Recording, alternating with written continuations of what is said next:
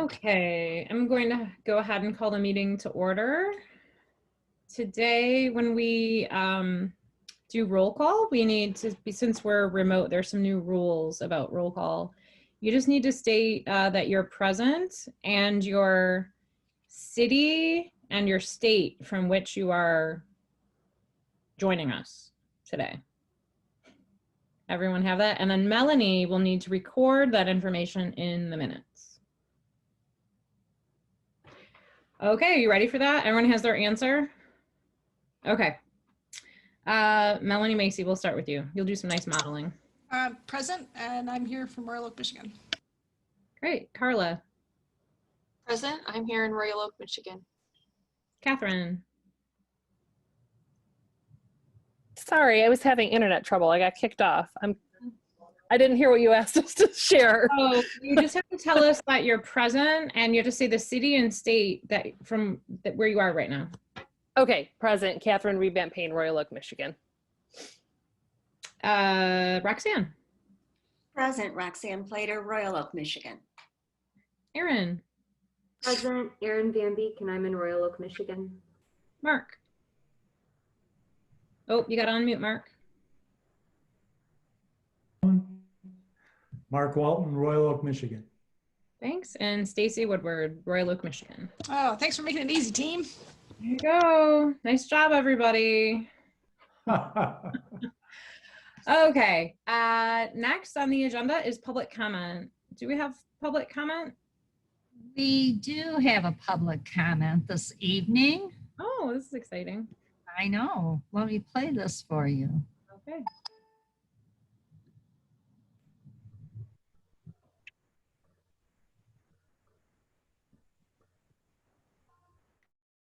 Madam President, members of the Library Board of Trustees, this is Brandon Colo of 600 East Hudson Avenue. I wanted to thank you all for serving together. It's been a great honor. I've had to resign due to my appointment to the City Commission and the rules only allowing one library board member to be a commissioner. You all are doing great work, and I could not be more proud to have been part of this group. So thank you for always putting up with me, always going through any discussions we've had, and for just being a good friend. So good luck in the future, and I look forward to what you're all going to do together. Thank you. Is my computer bad, or did he sound like Charlie Brown's teacher? It was Charlie Brown's teacher, but I also think it might have been Brandon Colo. And he was, I think, thanking us for being such a great board and said a bunch of other, I think, nice things. Is that the only public comment? That is the only public comment, and you did encapsulate that very well. Okay, good. Okay. Which brings us to announcements, communications. Melanie, do you have an announcement or communication? Turns out I do. Charlie Brown's teacher, Brandon Colo, I'm in receipt of a letter from him resigning from the board, effective now, as he was appointed to the Royal Oak City Commission, and we can only have one Royal Oak City Commissioner sitting on the Board of Trustees. So Brandon has now resigned from the board, and that's why he's not present today. I also do actually have another announcement that I don't think we're covering elsewhere, which is about, this is just from City Commission, this is about these meetings that going forward, they might be able to do them in a different format, more like a Zoom webinar format, and we might need someone from from the board to be the new Carol, someone who will be managing it from here on out. So just another announcement to consider. This group actually is part of the Big Five that will remain in the same platform unless you choose to go to the webinar. Oh, well, there you go. So I guess we could decide if we want to go to the webinar platform or if we want to be in the Big Five, which actually sounds pretty cool. It's like Security Council. We're going to stay in. Big Five. Okay. The webinar platform allows for two-way communication with the public. Is that the thinking behind the webinar format? It does, and it wouldn't be broadcast live on WROK, but it would be recorded so that it could be played later if we wanted, and then we could manage like the people coming in and ourselves and the public comment ourselves, like the school board meetings have been. So, you know, would mean we wouldn't need city staff like Carol to be here for our meetings. I see. And WROK. Okay, so that feels like something, who makes that decision? So as Carol said, I mean, I had forgotten this was one of the big five, but so all the rest of the committees are now going to go that format. And I think we can make the decision here, like we can decide which one we want to do. Although I guess I'm not sure. I need to go look at it again. We just voted on it last night, but wasn't paying attention to that part of it, like whether or not we could pick to go webinar. Mr. Macy, the city commission voted on that, so we might have to amend it. If you wanted to change it, it's the city commission, plan commission, ZBA, DDA, and library board that were left on the meeting room platform with live streaming. So if you wanted to go to the webinar platform, I think it would just mean a minor change at a city commission meeting to the Okay. policy. So I couldn't remember if it was like required that they were going to be broadcast by WROK, or if it were like they were able to continue broadcasting that way, whereas the others were all going to that other format. So I didn't know if it was like mandatory or optional, but it sounds like you're saying it's mandatory unless we make a change. Yeah, I think if the group made a argument, if you will, not really an argument, but made a statement that they would prefer to go to the webinar platform, that just requires a tweak to that policy. And maybe I'm wrong, maybe that can be administrative, but that policy was passed by the city commission last night. So it more than likely have to go back to the city commission. Okay, so to me, from what we know right now, it sounds like it's kind of been decided by city commission. If a library board member has a strong feeling about switching to a webinar platform, maybe that could be brought up to maybe policy review or something, and it could get sort of hashed out there, and then we could bring it back for discussion. Sounds like it's sort of settled right now. Okay, any other announcements or communications?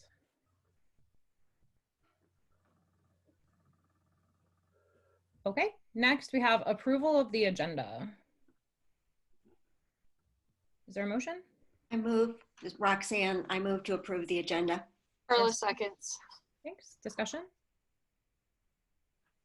We are missing the policy review committee minutes.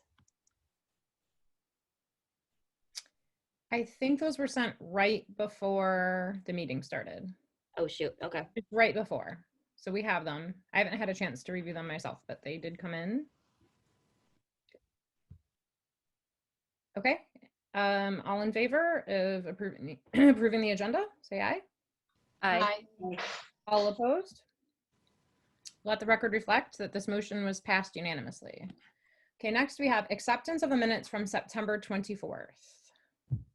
Carla motions to accept the minutes. Is there a second? Roxanne, Catherine seconds. Oh, Oh my gosh, jinx. you guys are feisty tonight. I like it. Discussion. Okay, all in favor of approving the minutes from September 24th? Aye. Aye. Aye. Aye. All opposed? Okay, let the record reflect that this motion was passed unanimously. Okay, so next we have a facility assessment report, and we have some guests here. I'm going to let Emily introduce our guests, and you have the report in your board packet. Thanks for including that, by the way, Emily. That was a lot.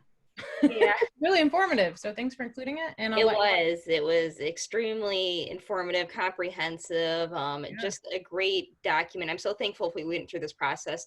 So joining us tonight, we have Andy Fountain and Lisa Pitt from Plant Moran Cressa. They were the two who conducted the facility assessment. So we met, I did a pre-survey ahead of time, and then they came to the building, they walked around, they took all their notes, and then they put the report together. So tonight they're going to give us a presentation on their finding, and then they'll be able to answer any questions. So I'll turn it over to them. Thank you, Andy and Lisa, so much for joining us tonight. Thank you.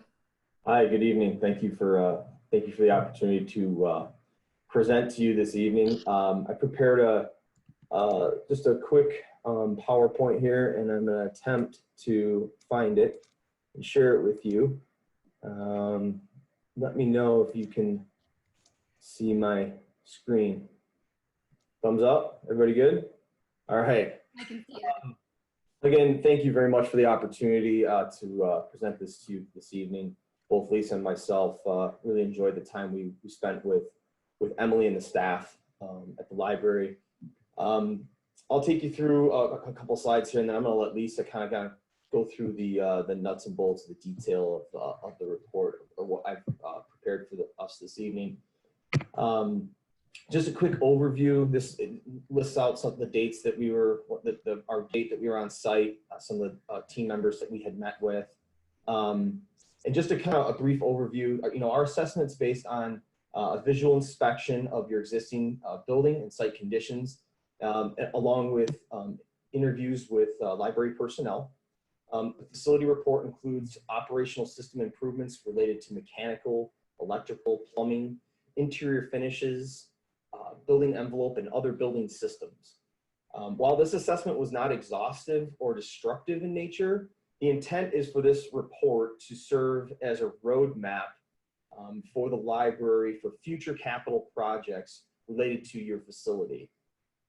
And once again, just for the assistance and cooperation, we really would like to thank the library staff and administration who helped to provide information for this report.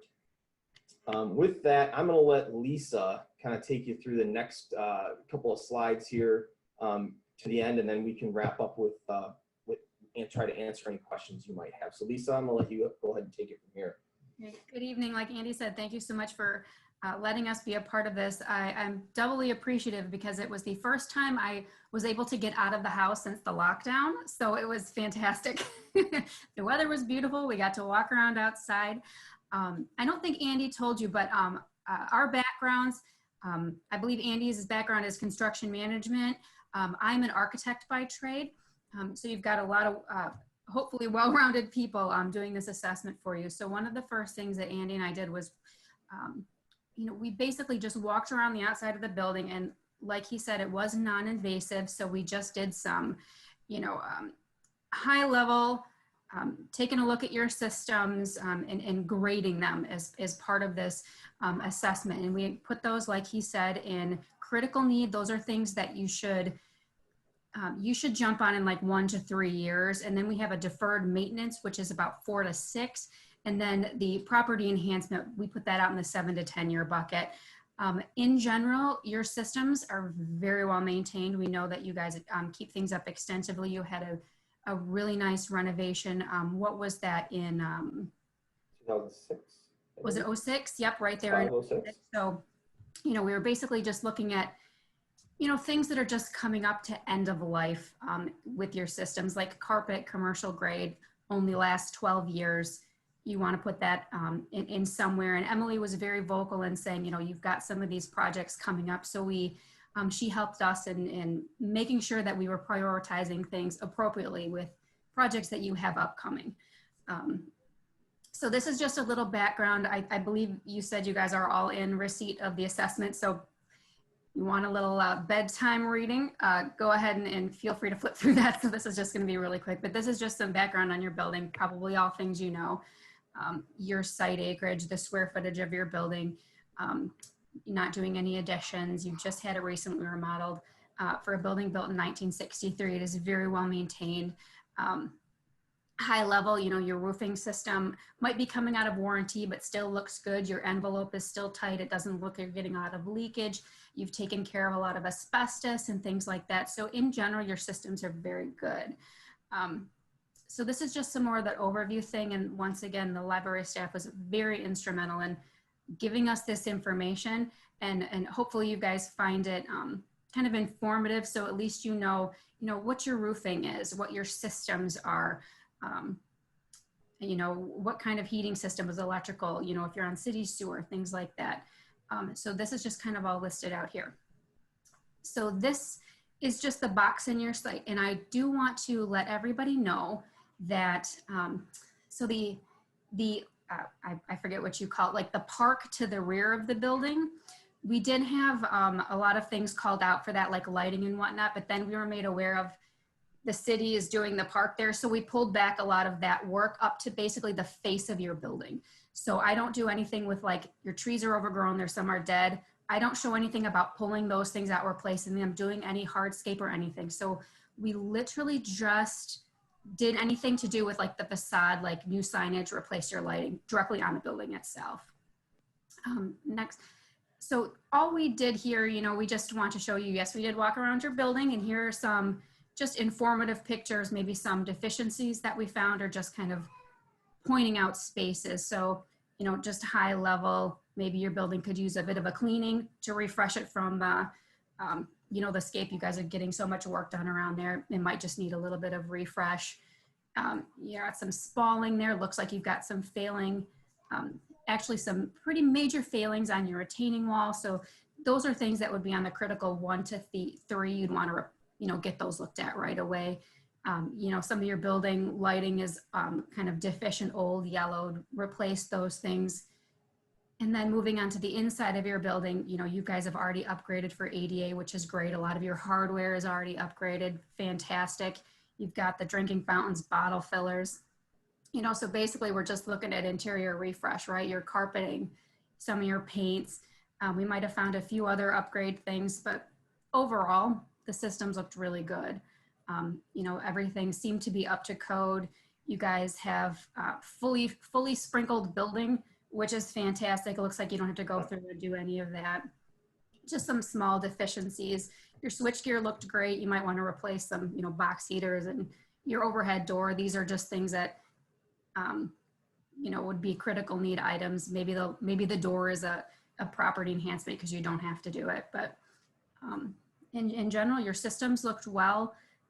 Some of your IT rooms, like your split system, those do have a lifespan. I think we probably put that as like a 1 to 3 replacement. But otherwise, your systems seem to be functioning properly. And Andy, jump in if. No, you're doing great. The one comment I was going to make about the you said about the IT, the split system. We did notice that the north elevation of the building is where the condensing unit's located. Yep. For that split system, it looked like maybe it had some sort of damage to it. I don't know if it was hail or weather, whatever. But again, it's something to take a look at. We did include it in the report for replacement, I believe, under the critical need.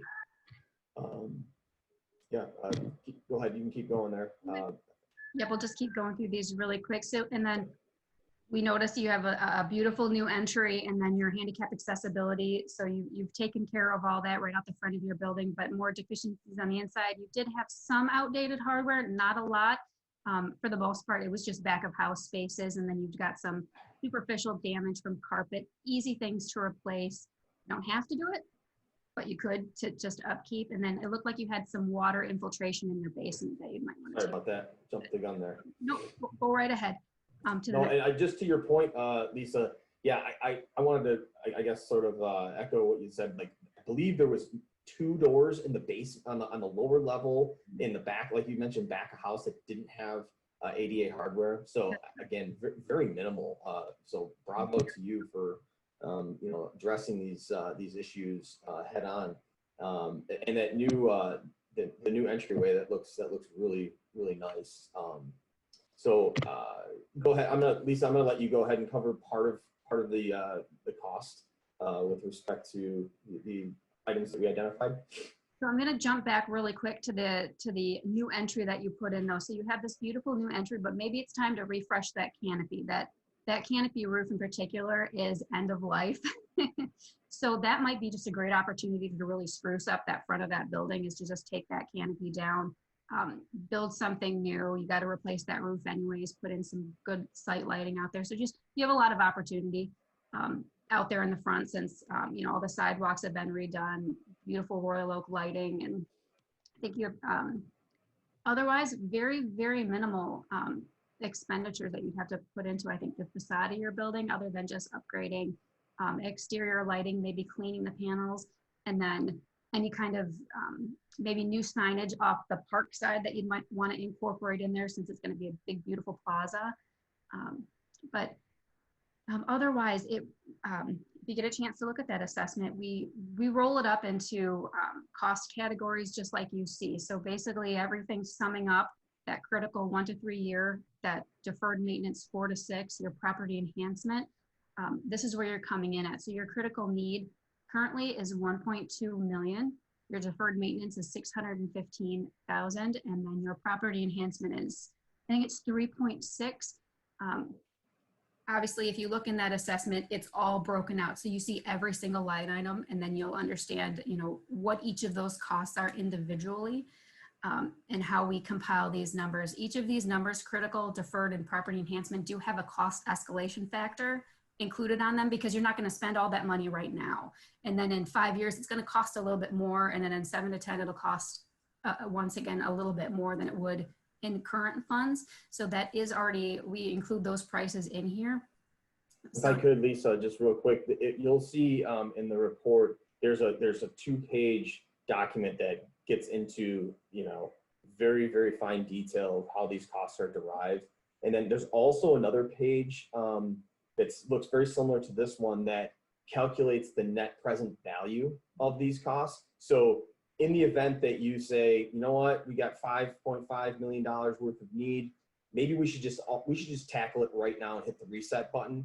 You know the value of the construction as of today's cost. So it just gives you a little bit different perspective when you're evaluating, you know, an option if you choose to proceed with addressing these needs. So go ahead, Lisa. Yep, that's pretty much the roll up. The pie chart just kind of breaks down into visual format. Like you see the orange is property enhancement. That's where most of these costs lie. Obviously very little in deferred maintenance, and then you do have some critical need items. So that's kind of, you know, holistically the report that we prepared for everybody. I don't think there was another page, was there? Just kind of our back half of the presentation. Obviously, so I are willing to answer any questions that you have on that, but that's pretty much the summation. It was you know, we had a good time getting out and about, and we hope you find it informative and beneficial. Oh, I have a question. One of the, I'm not looking at it right now, but there was a IT line that was quite large, and I was wondering what that enhancement would be. Do you know what I'm talking about? I can try to look it up. So do you mean in the report itself, that cost for IT? So I was talking to the gentleman, was it Ed that's in IT? So I had a really nice phone call with him, and he was, I'm not into IT, so I couldn't tell you all the nuts and bolts of that number, but IT is always a huge expenditure. And so I just put in like a nice robust number that could cover that. So he would actually be the one, you know, to be able to pick that apart for you, to tell you exactly what it was. I wish I could tell you a little bit more, but just from our conversation, that's kind of what we came to. I mean, the line item that I'm looking at, the detailed report, is just updates to the MDF. So I'm assuming that that's, you know, the equipment, some racks, things like that, just to support your IT systems. But again, some of these items we would, based on the conversations that we had with your staff, include allowances for some of these items based upon, you know, their recommendations or their understanding of what the needs might be.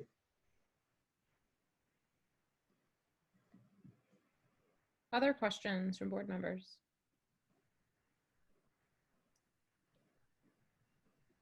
I have a question. Go ahead, Mark.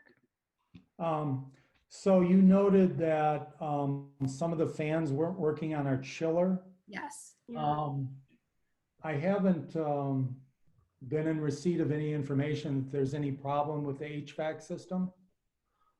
Can you give us any more information about what might be caught? If, in fact, do all 6, I believe, fans operate? Yeah, Mark, if I could. So when we got up on the roof, I got a pretty good vantage point of those condensing fans. I believe, don't quote me on this, but I believe that there were 8. And out of the 8, I believe that 2 of them were operable. That's a Daikin screw centrifugal chiller. Excuse me?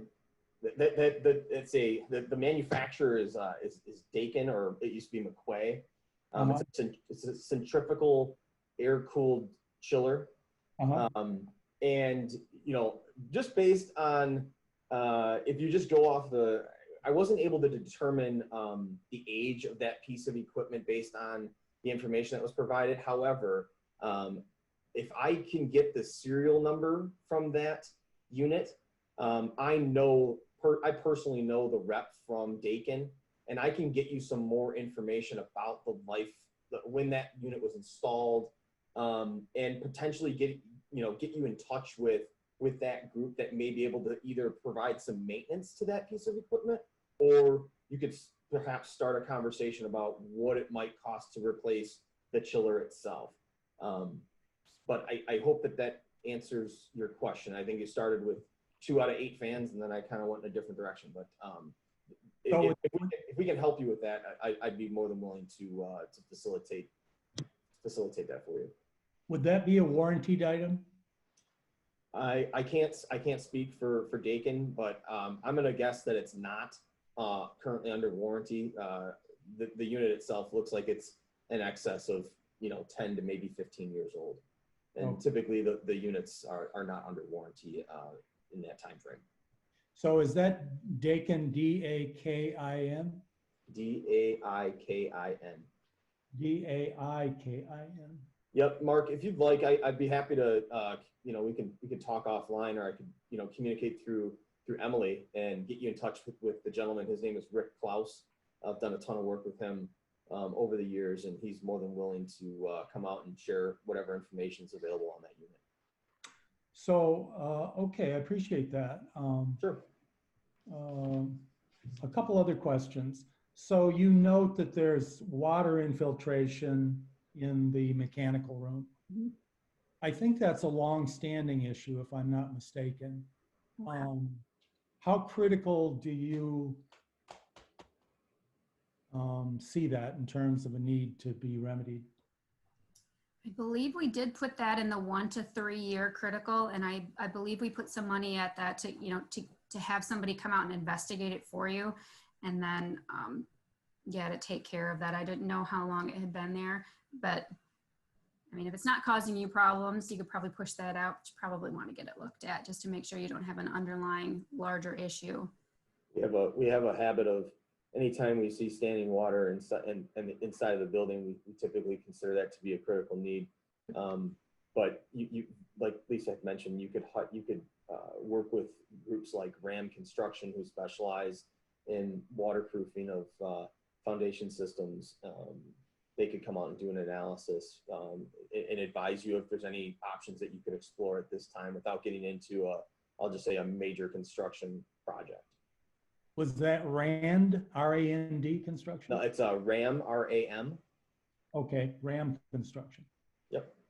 And considering that we came out, what was it, mid-July, I can't even imagine what that might look like after a spring thaw. Yeah. It didn't seem like a lot of water, but it looked like the ground cover probably was more significant than the water we actually saw on site. So a couple other items. So on the west side of the building, there's a basement level exit stair. Mm-hmm. And I went and looked at that. I can see that the drain is a problem because it's not flush with the bottom level of the stairway. Only one of the steps is damaged. Can you, I mean, is it I wasn't sure, it might have already been repaired, but is that something we can repair without replacing the whole stairway? That looks like a pretty expensive item. Yeah, absolutely. You could certainly just, repair anything instead of just fully replacing. It's, I mean, I know it's, yep. Go ahead. It's a little problematic to try and repair cement on a step, but. I mean, anything is possible, but again, looking at the condition of the stairs and understanding that perhaps that's original or close to original with the facility, that you're probably at end of life. And just in our experience, or my experience, when you see one item like that in a system that's original to the facility, it won't be too long before you're going to have another issue and another. So again, with engaging with an expert, they may be able to advise you of another option that you could explore. But we, as I guess, for the purposes of this engagement, we would recommend that you look at an entire system replacement. I see. And then, excuse me. On the east side of the building, there's an elevated walkway with a railway. It borders the parking lot.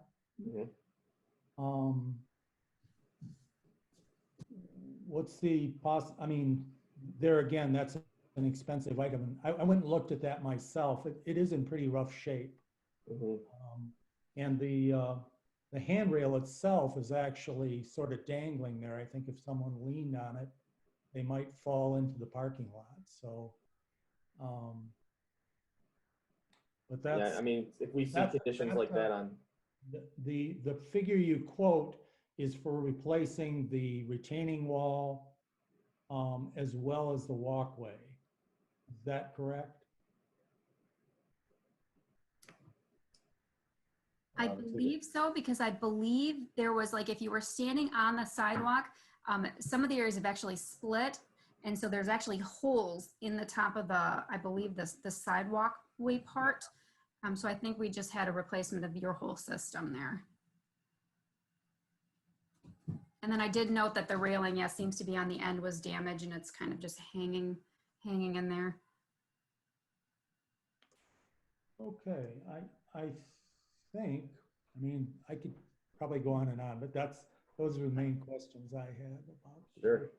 I appreciate the work that you folks have done. It's very helpful. I'm the chair of the Facilities Committee, so this is all of great interest to our committee, and we'll have to meet to decide how we're going to proceed with this. Thank you. And I mentioned to Emily, you know, now that you have your playbook, we'd love the opportunity to come in and continue the conversation, see how we might be able to help you, you know, strategize as you move forward to maybe tackle some of these needs. And as maybe you're aware, we've been helping the city with some of those items at the police station, the new city hall. So this is really, we can fold this right into some of the services we're already providing to the city to help you address these needs. Thank you.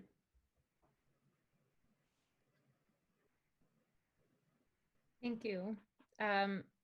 It's going to be hard to follow up the Facilities Committee chair questions, but do any other board members have questions? I think Erin might have her hand up. Thank you. I noticed that you mentioned that security lighting doesn't function. Can you elaborate exactly on what that was? Is that inside the building or outside? And then can you point to where I can find that on that budget report? I was just interested in what the cost is to have that fixed or replaced. Now you stumped me because I can't recall security lighting. Are you talking? I think you're probably referencing the wall packs, is what they're called. The exterior, we call them wall packs. They're just exterior lights. They're square. They're usually brown square, and after 20 to 30 years on a building, they have like a yellow lens. And several of those we noticed were either, I think there were a couple that had a damaged lens, and then I think we determined that there were quite a few that were non-functioning. So typically, if you look at the report that we provided on I'll say on the second page under section 6, there's a line item that says replace exterior wall packs, and that was for $39.38. That's what that line item corresponds to. So typically what we see today is with LED lighting, that you can very easily take those existing units, take them down, and put up a brand new LED wall pack. You get more light for less cost, so it's kind of a win-win. Other than just your initial investment in the equipment and the labor to install, but for $4,000 to have brand new exterior security lighting, I mean I think it's pretty good value. Okay, thank you so much. I have another question. I'm sorry. Go ahead, Mark. I'm keying off what Erin said. In the budget report, as you noted, the wall packs $39.38, but below that, site lighting, flush mount and can lighting, $21,000. So you do have quite a few soffit mount can lights, especially at the back side of the building. They just kind of trot along the back facade up underneath your soffit, and so it would include all of those as well. Okay. And similar, we would recommend that you go to an LED product. something that's going to be low cost to operate. And you get like, what is it, like 30 years out of those things? I mean, they last forever. Thank you. Sure. Okay. Any other questions? I'm scrolling through. Andy, would you mind unsharing your screen? Absolutely. Here, you know how that goes in Zoom. I've got to just. Here we go. How's that? There we go. That's better? Now I can see everybody. Okay. Anybody else have a question? Aaron. I'm just curious for Emily, did any of this come as a surprise to you? I actually feel like the building was in better shape than I thought it was going to be. The chillers was probably the most alarming part, the fans and the chillers. But no, it was helpful. I actually learned a lot too, putting the survey together. That was helpful just to track down that information too. It gave me a lot of insight into the building ahead of time. But I'm so thankful to have this and to see our future laid out for us. It's going to be extremely helpful when it comes to budgeting. One thing that's kind of always beneficial about that front end information is that, we lay out as best as possible the age of your systems all in one place. So if you want to know how old your mechanical, your electrical, if you're fully sprinkled, you just pull open the book and hopefully you can find it helpful sometime in the future when you need that information. Catherine, and then Carla. Emily, with that area where standing water is an issue, and Lisa, you had mentioned like after a thaw that it could be, have you ever experienced a situation after a thaw or something where it's been difficult to manage? There's been points where I did call DPS in to take a look. They were never too alarmed by it. When we had some pump issues, of course, they had to like dry mop everything, but other than just like the thaw cycle, they've never said that it was going to be a major problem. I've showed them and they said that standing water is never good. So it's definitely something that we should look into taking care of. Thanks. Carla? I can't find the page right now, but I believe on the budget sheet, it said removal of the canopy in one spot, and then in a different spot, it said like maybe putting in a new canopy on the front entrance. And I just wanted to clarify, like, were you saying like where the current canopy is on the north side? Is that what you were saying was the front entrance? Yeah, so that was the one sorry. right at the front that Okay. the roof system on that is completely, it's well past its useful life cycle. And you have such a nice new entryway. Maybe now's the time to put something new in there. So that's the removal and the new addition. I didn't put anything out the back because once again, I've seen the plans that the city is drawing for the park back there, and that proposal comes right to the facade of your building. So, we knew you probably couldn't do too much back there, but. Thank you for clarifying. Any other questions? Aaron. Not a question, but a comment. The number for the 1 to 3 years was initially very scary to me when I saw it, especially considering we're getting ready to do renovations. But when you start breaking it down, I added up the carpeting, and that was 240,000. So when everybody gets a chance to actually really dig into the numbers, it's not quite as scary as it seems, hopefully. The HVAC would probably be the scariest one for me because it is such a big dollar amount, and I would hate to postpone it and then it gets worse and becomes a much bigger problem. Thanks for reminding us that. We were already talking about replacing that carpet. Remember, everybody? We're on the right track. I believe there is a sum in that, and I can't remember where it fell, but I believe it was the direction of Emily that you are going to, or the wish list was to kind of reimagine your office administrative area. So I think there's quite a nice little lump sum included in that budget to do that kind of work. So obviously doesn't need to be done, wish list, but it's in there and it does contribute to the cost, but you might see some things like that in there as well. Great. Any other questions? Yes. Erin. I asked this to Emily, but Carla, as our budget guru, did this scare you at all? Or was it alarming for you, knowing that we're going into a renovation? I feel comfortable with what we currently have planned. Okay. But before making the final decisions on the phase 2, I definitely would want to consult this document and okay. Yeah. Thank you. I mean, you guys are really ahead of the game in so many ways. I mean, very, very minimal asbestos. You know, you've already taken care of those ADA upgrades.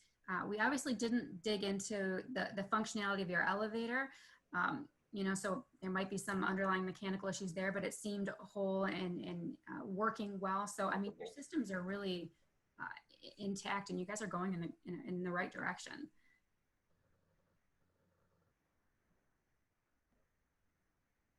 Any other questions? Okay, thank you so much, Lisa and Andy, for all your hard work and coming and laying it out for us so nicely. We really appreciate it. I'm quite sure that Mark will be in touch with some follow-ups as the head of our facilities. He does a great job. Our facilities committee has been very busy in the last year, and we appreciate the report to help guide us. Thank you so much. You're welcome. It's been a pleasure working with you. You do not feel compelled to stay for this library board meeting, by the way. You could just go enjoy your evening. And that would be me. Thank you very much. Thank you so much. Enjoy the rest of yours as well. Thank you. Okay, Emily, thanks for organizing that explanation during the meeting. That was helpful. Okay, we are going to move on in the agenda now to financial reports. Good timing, financial reports. I'm going to ask Carla if she has any questions or insights as our budget chair. Well, I was looking through the budget right before the meeting, and we're about a third of the way through our fiscal year. And the only things that were really standing out to me were under library books, we're at 21%, and library video and audio resources, we're at 13%. But then the downloadables were at 45%. So I didn't know if it does seem like often we're a little behind on ordering early on in the year. If that's, or if quite possibly we'll just be shifting over to downloadables. And I was wondering how the downloadables break down and all the ebooks and all of that, like where are you seeing trends, and does it just keep picking up steam and we're definitely going to need more money in that? Like that was my question. Just the fact that the closure has lasted longer than we predicted when we originally made the budget. It does look like I could see an adjustment coming from books to downloadables. Unfortunately, you'll see one of the later items on the agenda is actually discussing the new books not circulating. Just without browsing, we've seen such a decline in our physical book circulation, but an increase in downloadables. So yeah, I noticed that too, and I went, wow, they're really spending away on downloadables. So I actually just sent out a note to the librarians to kind of give them an update on where they're at. The movie issue, the DVDs, there is nothing to order at this point. There's very few new titles coming out because Hollywood's at a standstill. So that's something I'm hearing from the staff, is just they don't have a lot of new titles to order. So you're going to see a real shortage of ordering there. And, you know, I don't know how that's going to pan out for the rest of the year, but if that helps to kind of explain why. I also wonder if a lot of people added more streaming services at their homes. I feel like we did. We're home all the time. You might as well, if you're gonna pay for anything right now, pay $5 a month for another service. Yeah, I definitely. did. I listened to a podcast about it. It was fascinating. That's exactly what happened. Like, it's like I saw Mulan, they released the DVD, but I was just thinking, you know, for what you're gonna pay for the DVD, you could just get Disney Plus. And I think a lot of people will probably just choose that route. Carla, any other follow-up on the budget report? No, I have a bunch of questions for Emily, but I think that they would go in the director's report. Okay. What about other board members? Any questions about the financial reports? Okay. Next is the library director's report. Okay. Just some things I wanted to add. I wanted to add a follow-up. We had a question last time about the ramp for the park design, whether it was going to be moving or not. I think that was Aaron's question. And yes, it will be. Now, at first, when I talked to Aaron, he thought it was going to be 30 to 40 feet difference, but it turns out he actually got MKSK's response, and it's only going to be 6 to 7 feet west of the base of the existing ramp. They said closer to the garage entrance. The distance from the parking garage entrance near the ADA spaces to the library entrance is almost exactly the same for both the proposed design and existing conditions at a total of 230 feet. People will be walking the same distance from the parking structure as they do today. So I hope that helps put some concerns to rest there. I was relieved to hear that. Thank you. Sure. On some positive notes, I want to share some patron compliments that have come in. So this one, Kelly passed this along to me and asked that I share this. So she said, I had a very long conversation with a longtime patron, so long that I didn't care that the other lines were ringing. She asked me to please share with all of you how she appreciates the hard work that you are all doing for us. She recently visited another area library and said even though she was able to go in, it was scary to her. She says that she understands that, you know, different cities deal with different situations, but she prefers to feel safe. She said that she saw the article featuring us in the Free Press and felt so proud that her home library was in the paper. She's been using the library since she was a kid and she is now 66. She used to call the library for help on putting her stuff on hold, but got a laptop and has now figured out how to place her own holds and loves it. She said that now she doesn't have to bother us so much. And I told her that when we get calls like this, it's never a bother. And then Emily Crosby reported that she was setting up, so she's done a wonderful program where she has the kids picking up pumpkins to decorate along with her program. And she said, while I was setting up a pumpkin pickup, a mom just told me that Tuesday evenings with us are her 8-year-old's favorite day. One thing I wanted to address is if you've read Matt's report, the adult services report, he indicated that the staff was having having some troubles using Zoom. I talked to Ed about this and he wanted to clarify some stuff because he felt he sees a little bit different side of it being involved with most of the Zoom program. So that's not to minimize anybody's experience. But what Ed says is that he says for the most part, the adult staff has taken to it like ducks to water. They're doing a wonderful job adapting to Zoom. They're just rolling with the punches. And he says everything has gone surprisingly smoothly throughout this. And I definitely agree with that. I've seen some real Zoom mishaps elsewhere and knock wood, we haven't had anything major like that. The staff has really had to learn on their feet. And I do think they're doing an excellent job. And it is a difficult thing to learn. And it was difficult to adjust our programming to this new format, but they've done exceptionally well. And then I wanted to make sure you all saw, because this was something the board had originally asked for, Wall Street Journal, we have online access now. So you can go ahead, check it out. You just have to log in and you can start reading. Emily, here's what I feel like I am not getting. So for the New York Times, I get the login or the login, and then it kind of like goes away. Then I'm not sure where to find it again it's like I have to refresh it. So yeah, and I believe, I can't remember with the New York Times, I think it works the same way the Wall Street Journal. After 3 days, your login goes away, but then you can just re-log in and your 3-day session will start again. So it kind of goes in sessions for users. Do I need to have the code though, or will it remember that? I don't know where to get the code, the New York Times code. It was like initially, I got it on social media when you guys had posted it and it worked, and then I can't track it down again. Is it on our website when you go through the newspapers? Oh, I'm not sure. I'll look into it. I'm Okay. going to make a note to myself just to double check it afterwards. And if there's an issue, I'll talk to Ed about it and just make sure. Thanks. Mark.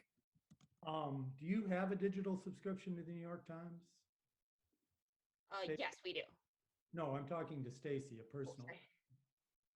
I have an unpaid one, and when I logged in with that and put the code in, it was fine, but then it just kind of stopped. It's what Emily's saying. You've got to put the code in again, but I'm keep getting confused on where to get the code is all I'm saying.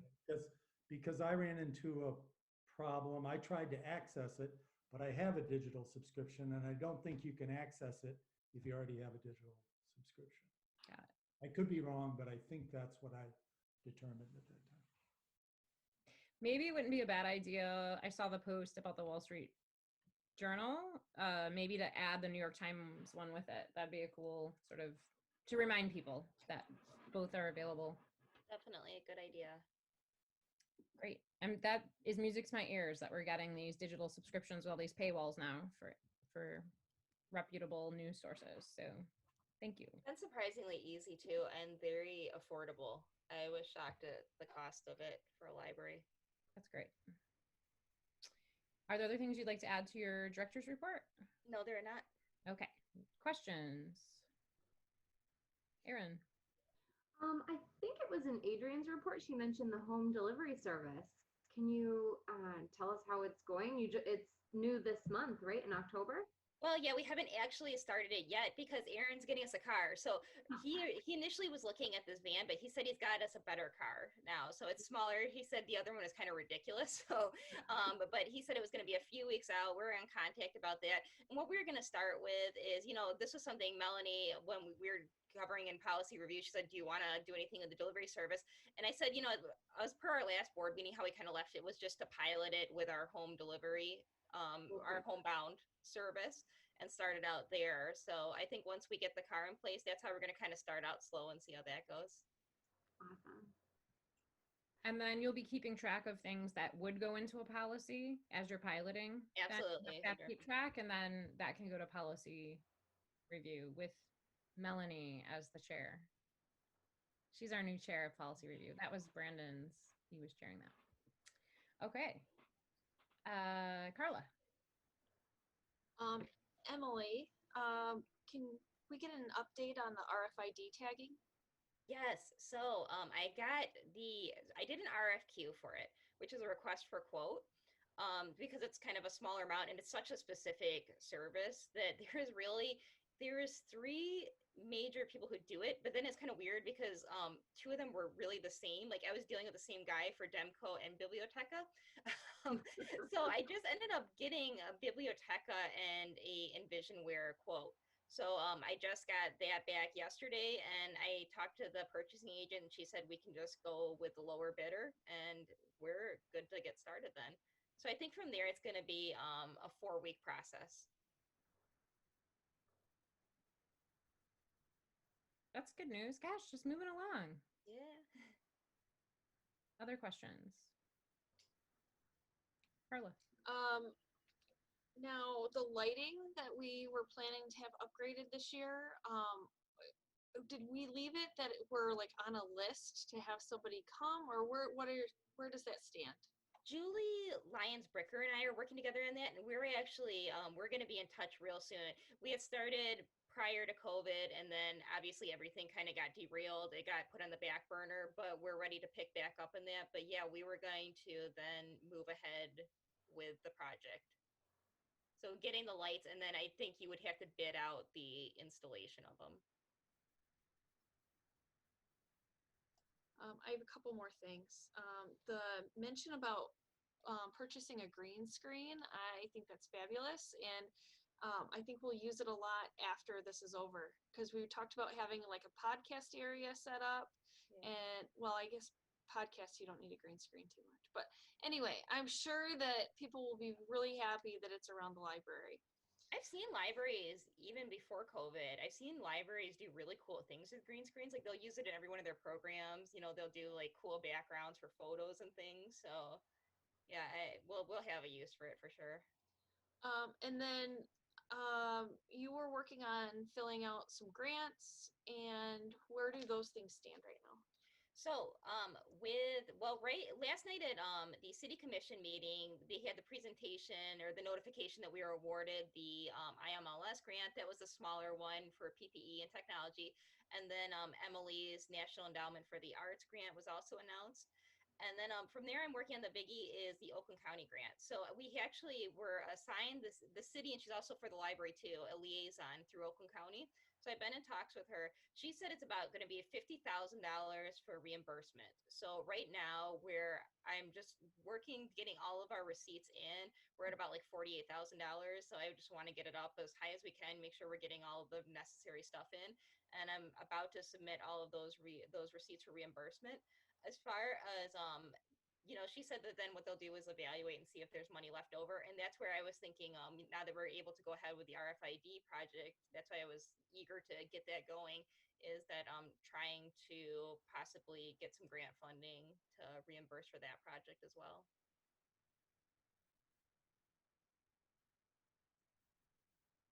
Do you have any other questions, Carla? Anybody else have a question? Okay, next, we're going to move into committee and liaison reports. Friends report. Was that Emily? Probably me, yeah. It was a very short meeting. They really don't have much to talk about at this point because they aren't able to get back in the building. Their financials, they're not having a lot of money coming in. So it was only a half-hour meeting. What we did kind of discuss was just then what was carried over into the policy review committee was, possibly getting back in there and starting some scanning duties. So that was the bulk of it. There wasn't too much going on at this point. They do meet in November though, so we'll have another meeting then. Great. We'll talk about in the discussion items, the volunteer opportunities. Okay. Policy review committee, Melanie, our chair of the policy review committee. Just check your email. She sent the minutes from that, and Emily will include that in the packet that gets ultimately sent to the website. Yeah. So that it all ends up together. Sure. Beyond the items that are discussion items and action items later, is there anything you wanted to highlight, Melanie? That's a good point. I forgot these are all discussion or action items. I think the only thing that we discussed that is not going to be a discussion or action item is this issue about the tutoring services, which was just a discussion of what appears on our website now for tutoring services. You can read the report. It's not critical, I think. Okay. I'm going to move right on to fundraising then.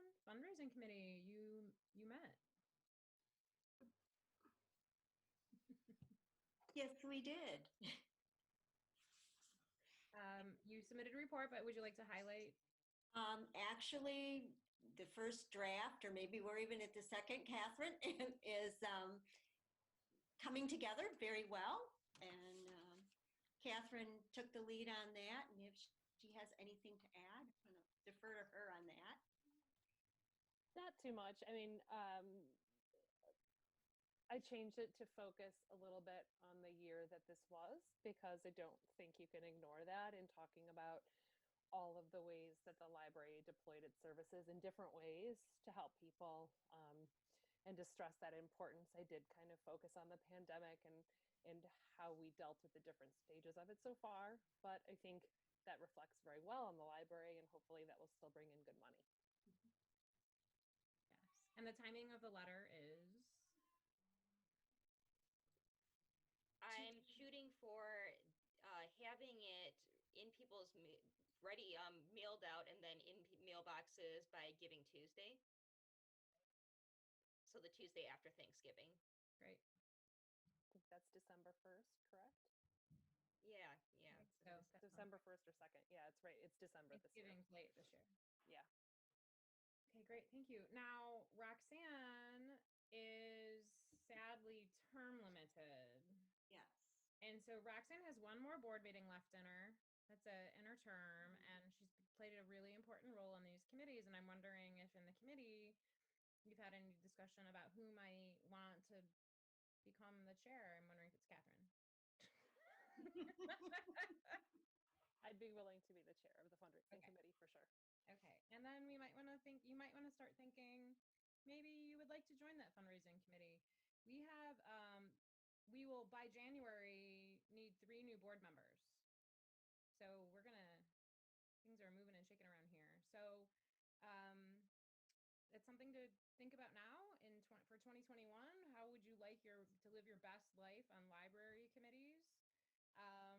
And like, what are you really passionate about at the library? Because there's a role for you, and we will talk. What a sales pitch. Think about it. Also, in our bylaws, I could just assign people, but that's not how I roll. I want you to get in touch with your passion and then go do that important work.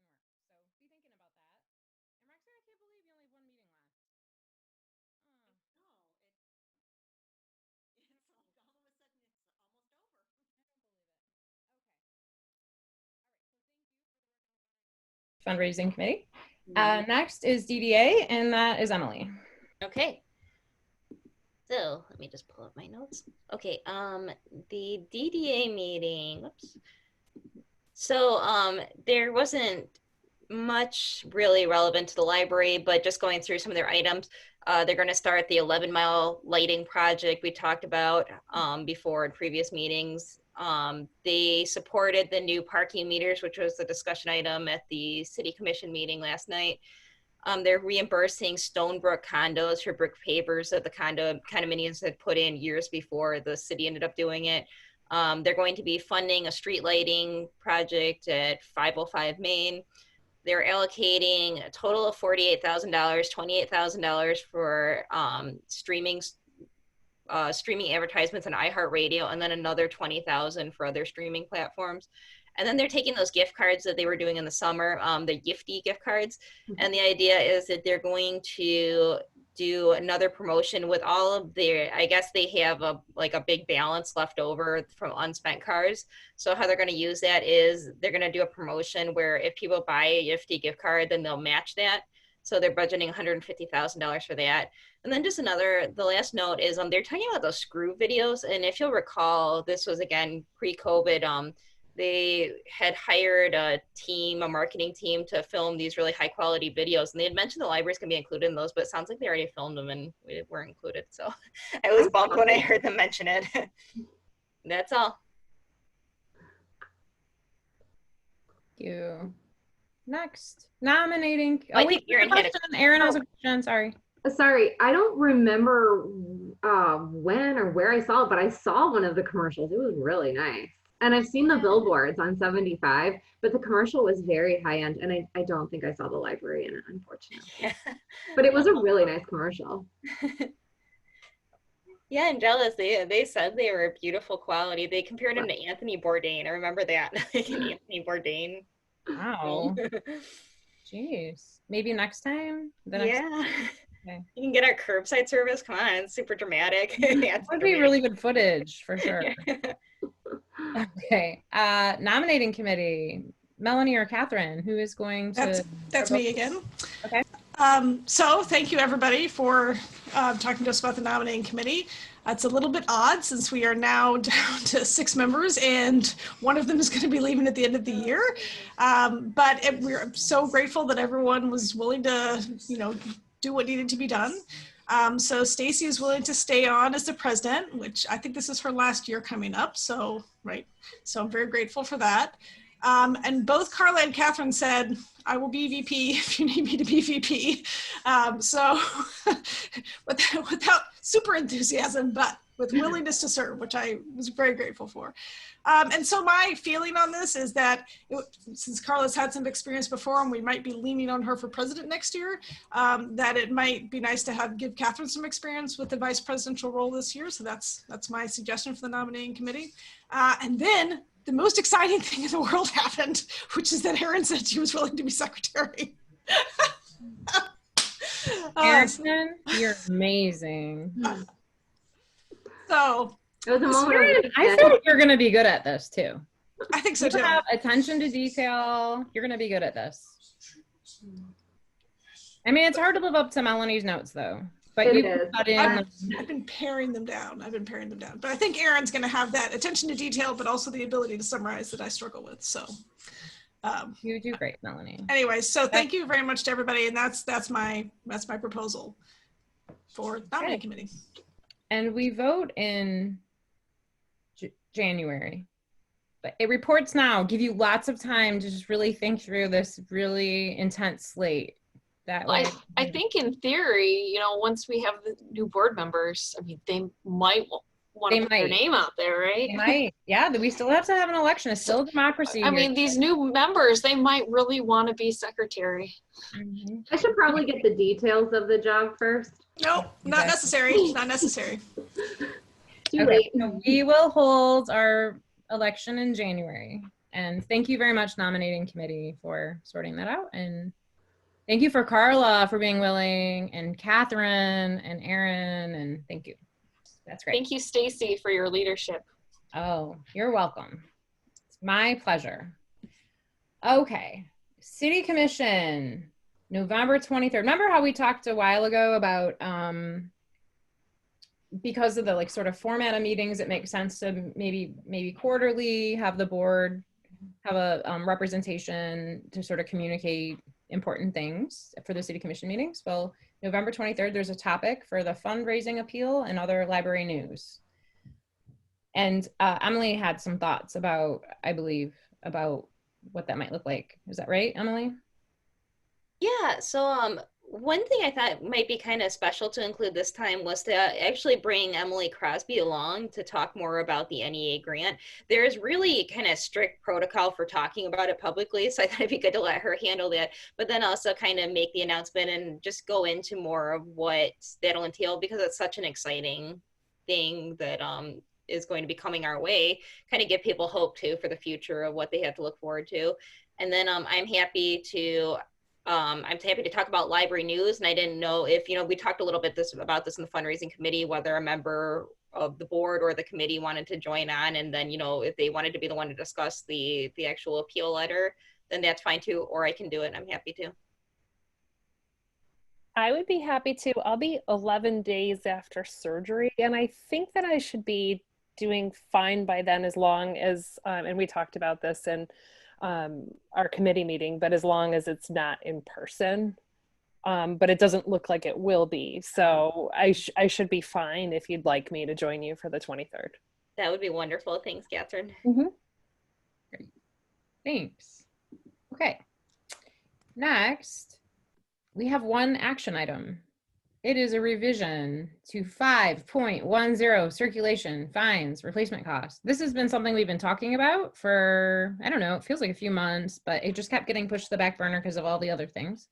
And here we have it. So maybe Melanie, could you lead us in to this one? Yes, so this is the one that I think Adrian did a lot of the work to bring this forward. This was about the replacement policy, where in the past, even if a patron has brought in the exact same title, we've said you have to pay instead. And we brought forward this new policy so that if someone brings in the exact same title and the librarian is able to accept it, that can be an acceptable substitution for the fee, for the replacement fee. So we've talked about this, I think, quite a bit before, as you said, and now the Policy Review Committee has reviewed it and found it acceptable. So we bring it back for your consideration. Oh, right. Mark, please. Move adoption. Is there a second? Catherine seconds. Great. Discussion. I feel like we've talked about this already. Like, more than I ever thought I'd talk about something like this. Okay. All in favor of the revisions to the replacement cost policy, say aye. Aye. Aye. All opposed? Okay. Let the record reflect that this motion was passed unanimously. All right. Thank you for that, Policy Review Committee. We have some discussion items. So one has to do with the reopening policy, and I'm not sure how we want to handle focusing the discussion, and maybe Melanie and Emily maybe need to tag team on this one. I'm not sure, but this has to do with the fact that the Supreme Court has, as I'm sure you know, struck down the executive order, so which our opening policy was tied to, and plus, you know, we've been living in a pandemic for a while and know a little more. That's happening too. So this is just a discussion item. Who wants to start? Melanie? So, I mean, Emily did all the work on this, but I'm happy to take credit. So just, I mean, as you said, with a lot of the reopening, we were basing it on what the governor's executive orders and the phasing that Michigan was going through. And now that those are no longer reliable indicators and they're possibly no longer even going to be used, Emily had a few suggestions on what we could tie our reopening phases to. And the one that the committee picked that we liked the best was this Michigan Safe Start Plan, which is a map, and it kind of grades each region A, B, C. And we found that it looked pretty closely similar to those numbers, and we were able to map C to where we are now, which is at a 3, and then moving us up to B, A, and then low is their final one, which is where we would be at 6, which would be back into the normal reopening. So I think that's basically it, is just making those changes for the purpose of having that consistency. Is that summary, Emily? Yeah, that sounds perfect. It was actually a lot easier to update our policies than I thought it was going to be. I kind of feel like the MI start map actually lines up better with our own reopening phases. So it's a really easy transition. And but I don't think it's really going to change the spirit of what we were going for with the original reopening policy. Then other than that, if you just look at the giant Excel sheet one of the complete reopening plan, that I just went through, removed any references to the executive order. I added in the MIA start map information instead, or I changed it to, when it's talking about office safety, I instead changed it to MIOSHA, which we're following now. And the Open Meetings Act, I referred to that when instead of the executive order, when it talked about remote meetings. And there is just one thing is, if you'll recall, I had a preparedness plan too. That was a requirement before we were allowed to open again or bring staff back in. We had to have that released to the public 2 weeks in advance. And I actually, the city has their own. And Dennis, I was just talking, Dennis Vandelar, he has updated his own to remove the executive orders.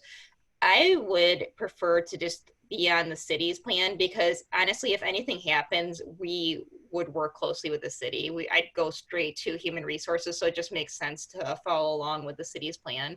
So if the board is all right with that, I'd prefer just to be on their actual preparedness plan. Melanie. Never mind. I couldn't remember what the word was, but I think she just said it's the city preparedness plan. Is that what it's called? Yeah. Mm-hmm.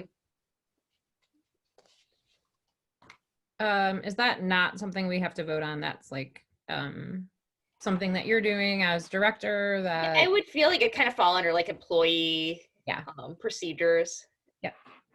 And they are city employees too, so it makes sense that they're using the city employee plan. Makes a lot of sense to me too.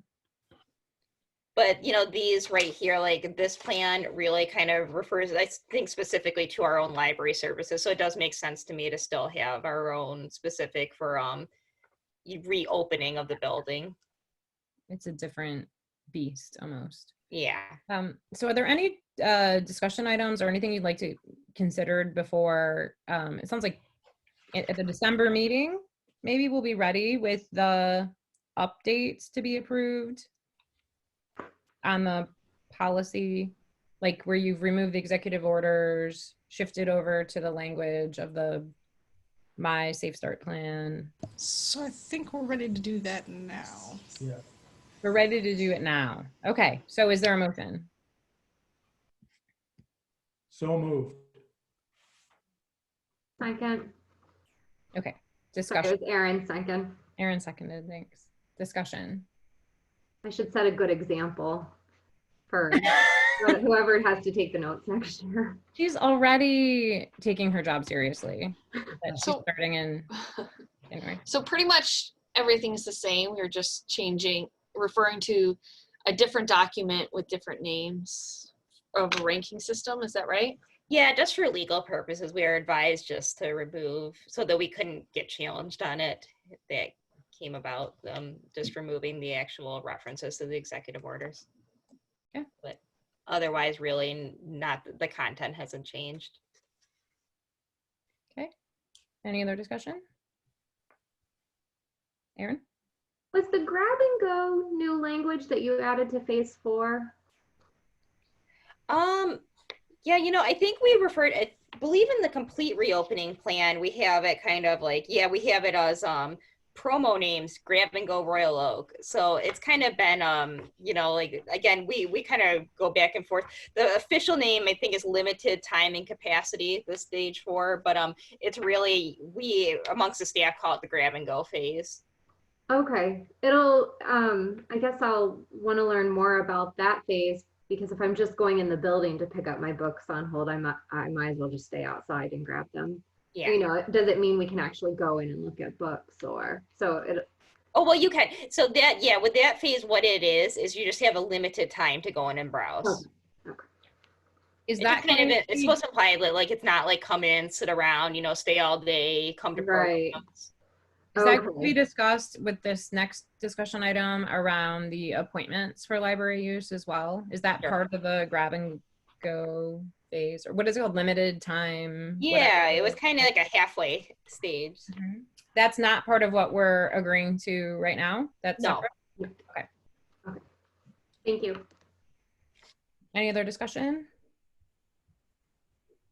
Okay, all in favor? Say aye. Aye. All opposed? Let the record reflect that this motion was passed unanimously. Okay, the next discussion item B is consideration of creating appointments for library use as the next phase. Okay, so this is policy review again. So as we were discussing this reopening plan, Mark brought up that with the schools and Royal Oak doing a hybrid reopening starting November 9th, we should think about whether or not there should be like some phased reopening of the library. And we're pretty comfortable with the phase that we're at right now, but we did ask Emily if there was an in-between phase of what we consider to be where we are now and the grab and go she was just mentioning with Erin. And she said there are some other libraries that are running like an appointments program where it's similar to the grab and go, but it's even more limited in terms of, like, you set an appointment, you come, you browse, and you go. And it would, you know, and then we could have it be, you know, the number could be fairly small. And she thinks we could do that with the MyLibro app, possibly, but it would be something the library would need to explore further. So just given that we're like, just to kind of line up a little bit with the schools, we're thinking about adding an intermediate phase here that would allow some of these appointments, and they're going to look into it. And the discussion today is whether or not we should ask staff to look into that and bring us some suggestions to the December meeting. Okay, so this is a true discussion item. Okay. Where did this suggestion come from? What's the origin of this discussion item? Is it staff? Is it director? Is it? Yesterday, really, in the policy review committee was because the discussion, we were talking about the schools and how that impacts the library. And the idea that if the schools do end up opening for hybrid schooling, then it probably will increase some of the public pressure that on the library, you know, like, oh, well, the schools, it's safe for them to be there, but not for you. So that was the question then, is there any kind of a halfway in between phase if the schools do end up going hybrid? Okay. Melanie, and then I think Carla had her hand up. Yeah, I was just going to add that, I mean, one of the things we had talked about was whether or not we should tie our phases to the schools reopening, and we decided no, but this might be a sort of an intermediate way to allow some people to enter the building and line up with the schools a little bit without tying our phasing plan to them. Carla, did you have a question?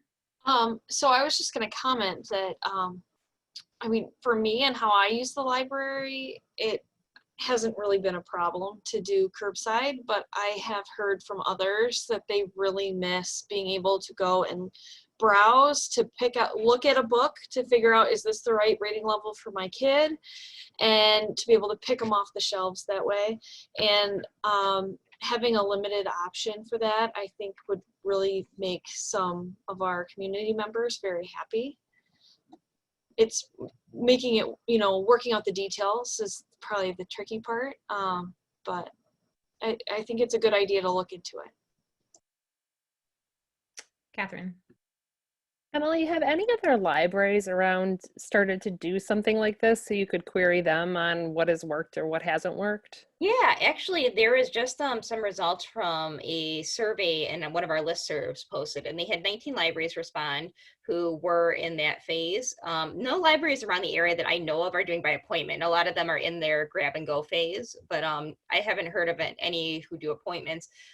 Except for, computer use. I think Madison Heights might be doing appointments for their computer use. And that's where a lot of the libraries, what they were actually having the appointments were reservations for computers, not necessarily for browsing. So they said that most of the respondents did a half hour of time in the library, and then the second most used time was an hour. And again, they were really kind of mostly focused on computer usage. They said some of the issues they ran into were people like, because they would separate it like, oh, you could only book for a computer, you could only book for browsing. And some people would just be like, well, I'm done with my computer time, I want to go browse. And they would have trouble sometimes getting people to leave the building for some of the issues that came up. That was going to be my question about monitoring the end of the appointment time. The other question I would have that I make sense to explore is what do we do about contact tracing? If someone's in there for half an hour and there's a monitor and whatever, the CDC's changed its guidelines now where if you've had 15 minutes of cumulative contact over 24 hours, that's a close contact. So I'd have questions about that too, especially with, I don't know, is there library policy or library privacy concerns if people have— There is. Right? So yeah, they actually— I'm not sure how that intersects. It's hard because what we've been hearing from Library of Michigan attorneys is that contact tracing doesn't gel with the Library Privacy Act. So they said you could be running into issues there. So, too, I wanted to give you some feedback. I did meet with my department heads today and we talked this over. And they were not in favor of doing it at this moment. And I tend to agree with them just because we're in not a good place. If the numbers were going the other direction, I think it would be perfect. But it's, one of the things that was brought up was just why why go through all this extra effort to get everything set up, just with really the only thing that's missing from the library experience right now is just browsing the shelves. So it's like, all that effort, all that cleaning and all that extra caution. Okay, so my biggest thing too is that right now, again, knock wood, we're in a really good place as far as we've been able to safely operate. Things are going smoothly. We're able to do as much as we possibly can and keep curbside going. If we had any positive case, it would not only shut down whatever we're doing with the appointment service, but it would shut down library services completely. Sometimes in some cases, it's been like 2 weeks for some libraries that they have to completely shut down for cleaning and then just some quarantining people. So that would be my concern, is that starting this right now, we could end up messing up a good thing we have going, possibly endangering people too. So that's just my biggest concern, is just where the numbers are at in the county and the state. Yeah. I totally agree with you, Emily. Erin. Wouldn't this also be violating our own reopening plan? So, I mean, I agree with everything everyone said. Honestly, I don't think anybody wants in the library more than I do. We check out 100 books a week. It's really hard doing it online. But we'd be violating our own plan. We can always point to that. The school board is its own board, it's its own entity, it doesn't interact with us.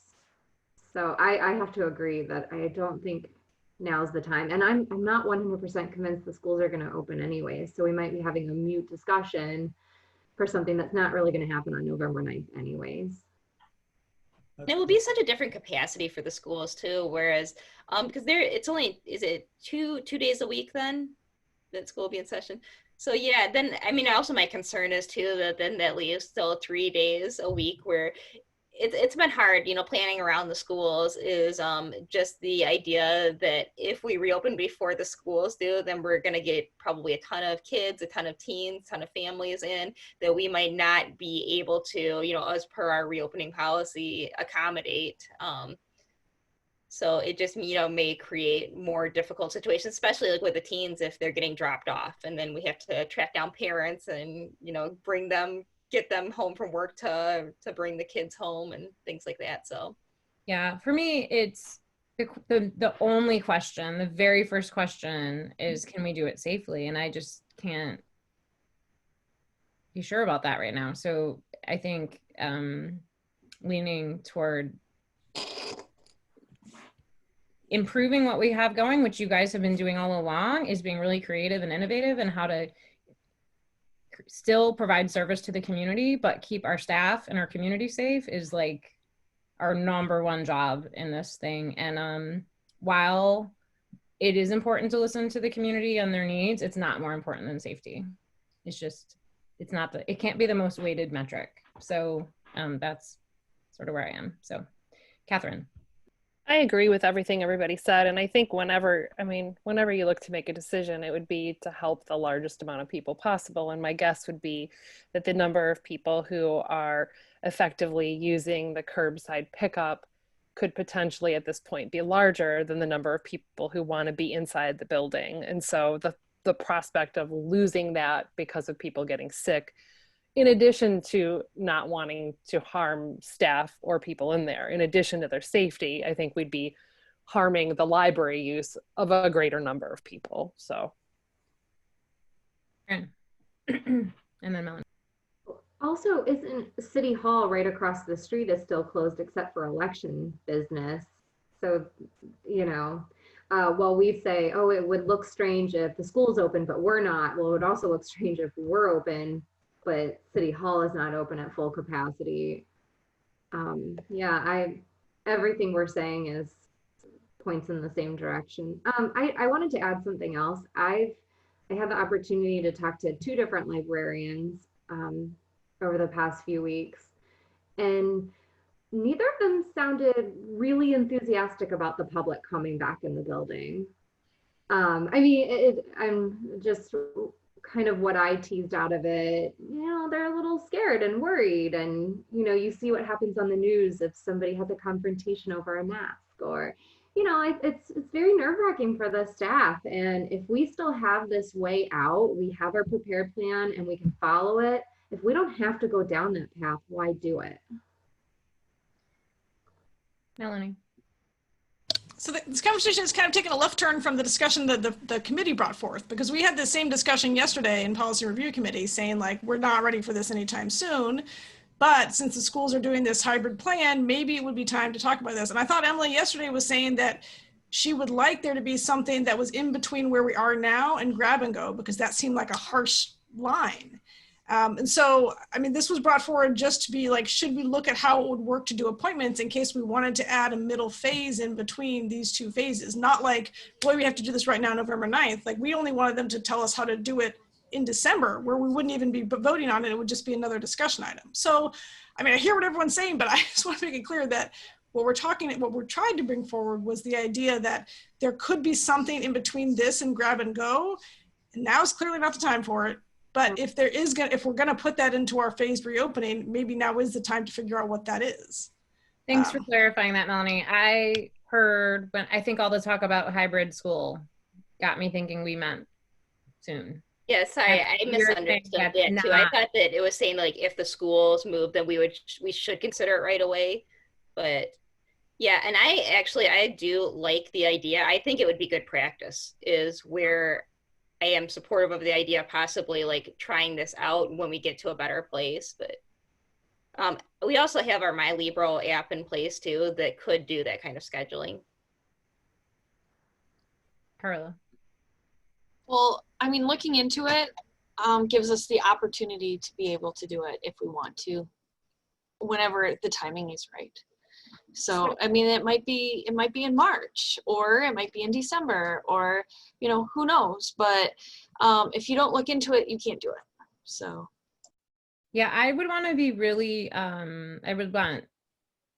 clear about the communication to staff about this. I do not want to throw them into a frenzy and create more anxiety that this is anytime soon. So I think first and foremost, what needs to be communicated is we are not doing this now when cases are going up. Our number one priority is safety and well-being of our staff and our community. And the reason to look into it now is there's like a little more time and space to plan it. And it is actually to create more of a buffer for when public is coming in. If it was framed that way, I'd be comfortable having them look at it. And I think I really don't, it's so, people are so on edge right now for all kinds of good reasons. I wouldn't want to send the wrong impression. I think you summarized that beautifully. That is like, not now, but maybe down the road, but only if everybody's comfortable with it. Melanie.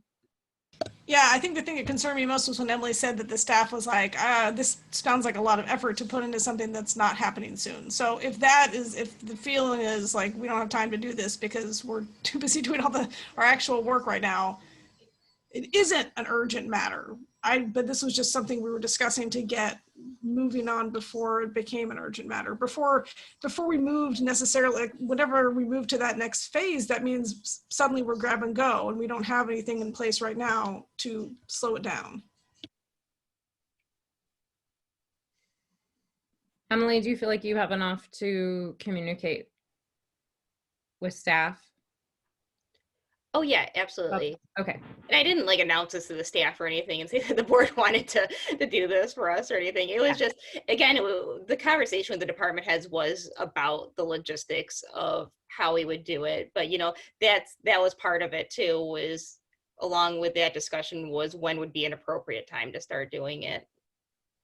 Also, you know, another thing too, is I think considering our renovation is before we let the public in, you know, even if, let's say, cases decline drastically the next few days, we were able to move to like stage A if we're doing our renovation and going to have to, we were originally going to have to close for what, a week to the public in normal time. So that could really hamper bringing the public back in too.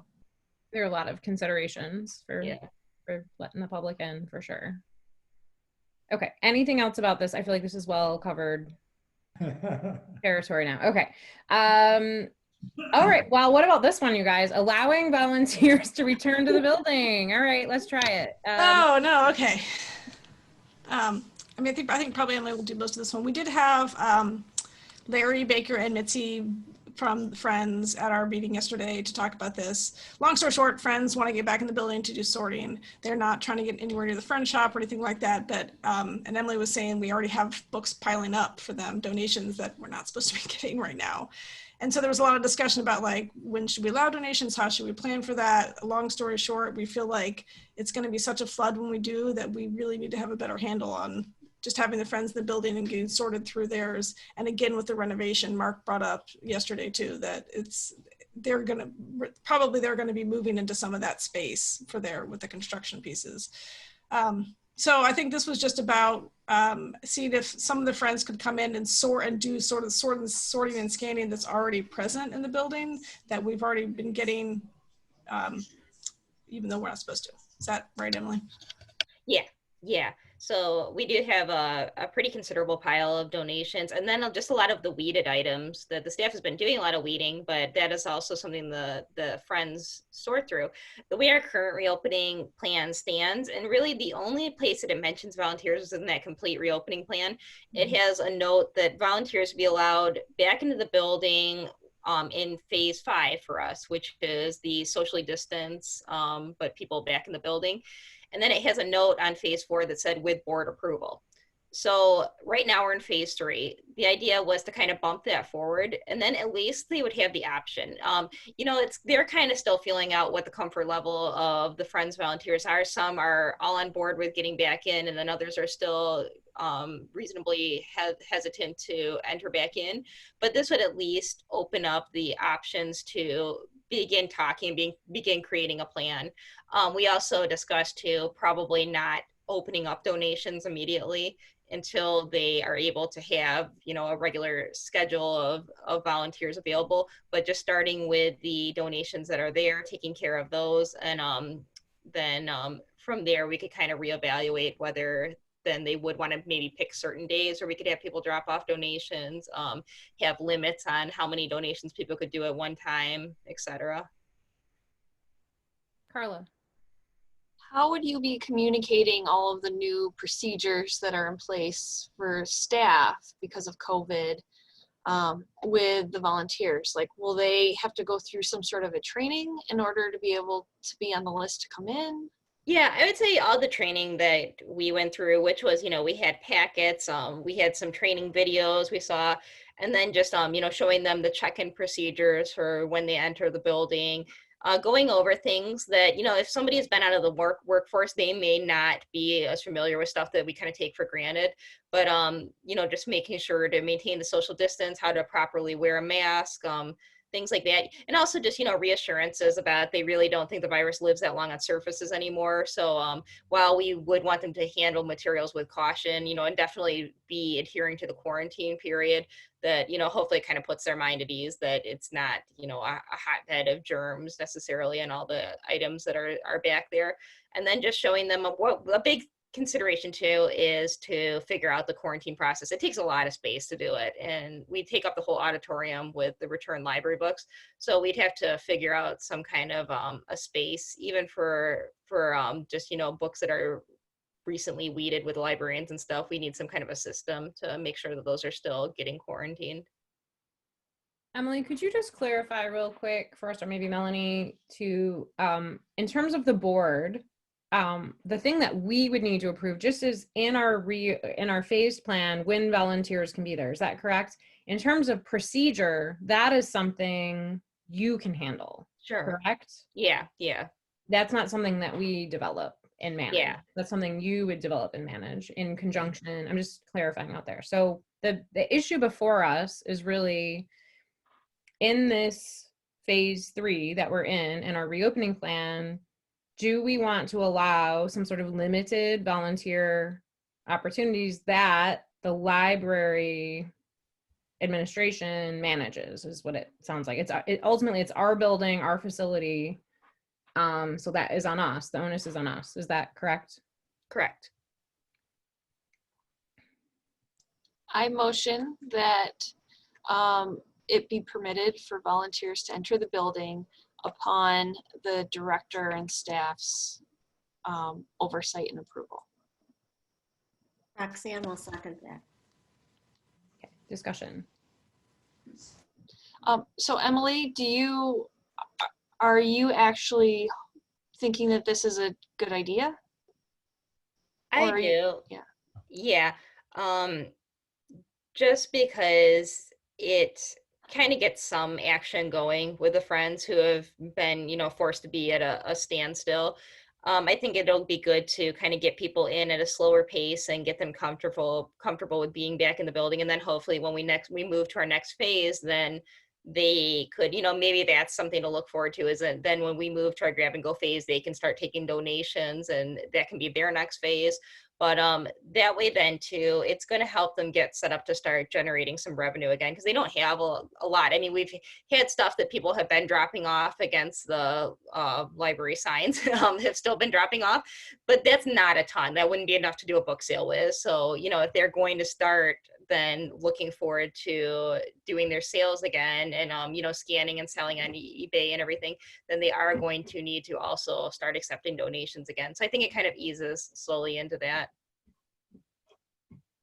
And I actually, a good point was brought up too, that the sorting room and the stage we're in at the library right now is probably going to be the safest time, because there's actually a pretty limited staff. We try to stagger staff schedules, and they could just feasibly head right in, you can do the test on the app right now and head right back to the sorting room and not have to be in contact with anybody else. So it should be a fairly safe situation for them. Erin, did you have something? Erin? Well, yeah, I just wanted to confirm you would limit how many volunteers were allowed in at a time, and hopefully they would adhere to a strict schedule. Yeah, absolutely. That'd be a requirement. And they were talking about different means of scheduling. I was wondering if like Google Forms might be good, and kind of just helping them to set something like that up. But that would be a requirement, is to make sure that they were scheduling. But Larry and Mitzi are on the same page as far as needing to do that. So it sounds like there'd be some level of coordination between you and Larry and Mitzi in terms of policy and procedure, and then also the scheduling and making sure that communication happens. So my question would be, is that something that you're able to take on right now? Yeah, that would be fine with me. Okay, other discussion? Melanie? Just want to make sure that inclusive in this motion is editing of our reopening phase to take the language that says volunteers can come in with board approval into phase 3, which is where we are. I think that was implied. I'm just like. I think that's what I kind of heard. Okay. Let's check. Okay. Is that what you meant, Carla? I would absolutely accept that that was what I meant. Do you want to read us the language, Melanie, of the motion we think we're talking about? Or no, we're not there yet. I was going to draft it right now. Okay, you draft it. We'll keep talking. I just have volunteers be allowed back in the building at the moment. So. But I think there was more to that. With board approval. That's, like, that's all I got. To is probably that's on there. Pursuant to. I don't know. Another question I would have too is about contact tracing. So it seems like that schedule would be really important that the library has access to. Yeah. If they could include me on, hopefully that they can use some kind of a shared system and then include me on it too. I would definitely want to know who's coming and going as well for my own purposes, but then having those records of that too, so we could refer back to that if we had any incidents. For contact tracing, you're gonna need like first name, last name, and phone number. Yeah. So for contact with it. This is the world schools are living in right now. This is like all I can think about. So it's something. And then you'd want to know the amount of time that they were in there and physical distancing. So I know places are using tape and physical cues, visual cues to indicate how far 6 feet might be. So that's something to think about too. Sure. And then also just thinking about the spacing, would they be like at doors that would they only be coming in that bottom? The staff entrance. So that would be laid out in the policy. And then they don't walk by any staff to get from one place to another. Will they walk through any staff workspace? Well, in the back, by our mailboxes is where we keep the sorting table so that we bring new donations in there. So that would really be the only place where they would even be in the same room as staff. There's usually not anybody back there. That's even really distant from all of the desk too. Like Nancy and Ed sit back there, but they're on the other side. And then everybody else is behind cubicle walls. So we've gotten very good too. The staff is becoming adept at just, you kind of sense when somebody's there, we'll back up, back behind a corner and let somebody pass too. So I think that, the staff, as they're aware that volunteers are in there, will kind of make sure to work around them too as they get used to it. Okay. And then another thing that I would just point out is the other common spaces might be the bathroom and then the kitchen area. And so it would be important to educate the volunteers coming in about any sort of guidelines about that too. That would also go in that policy because they may not, be privy to all that. I don't know how you guys are handling eating for staff. We prefer if people eat at their desk. If you absolutely have to, because some people don't have a desk, if you absolutely have to, then, sit like one person at the table, one person at the booth that's more than 6 feet away. And yeah, that's important to spell out because it's unmasked time. Yeah. So. Okay. Do you have something to read to us, Melanie, about the motion that we might be? Sure. Yeah. Gets moves that Friends volunteers be allowed back in the building with board approval, which we are providing now in phase 3/C, editing the reopening plan to reflect this. I didn't add pursuant. Should I put pursuant in there? You're the lawyer. Does that sound right, Carla? Did that sum up your? Yeah, I mean, I had said with staff or director oversight, but they have oversight in everything anyway, right? I don't want them to think that it's in there, we can come in whenever we want. And like if Emily says no, or they're not handling it properly, like she has the authority to override and say, it's not working. Okay, so want me to say staff or director? I think director. Okay, so now it says, Getz moves that Friends volunteers be allowed back in the building with board approval and director oversight, which we are, oops, I gotta change this because now it says we're providing director oversight.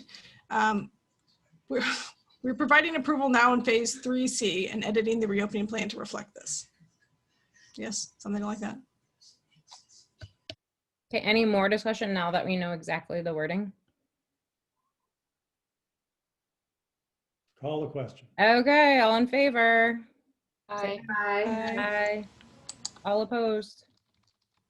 Okay, let the record reflect that this motion was passed unanimously.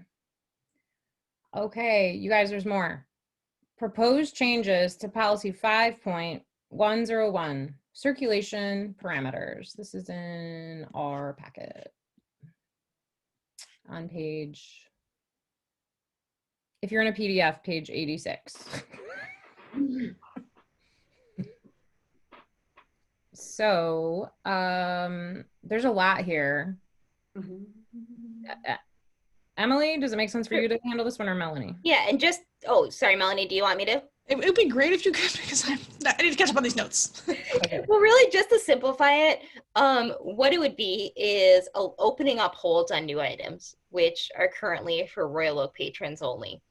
The reasoning behind it has been an interesting phenomena with the building closed and people not able to browse, is what libraries are finding everywhere is that the circulation of new items is very much down. So we had some numbers in here. You'll see that 88% of our new youth items are still on the shelf, 89.5% of the new teen, 79% of the new adult collection, and then 75% of the adult fiction, which is the biggest circulating collection normally.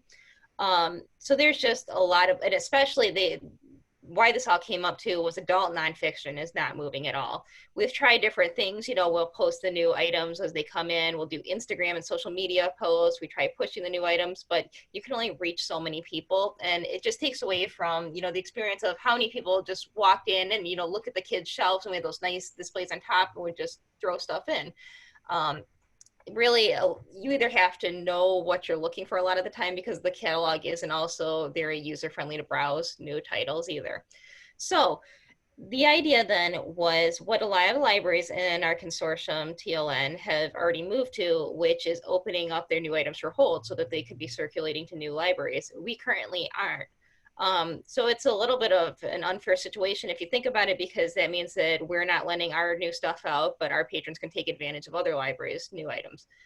So, you know, the argument always is that taxpayers should have first dibs on the items. But what's interesting is that when you run the math, it would cut down on wait times immensely if more libraries bought into it.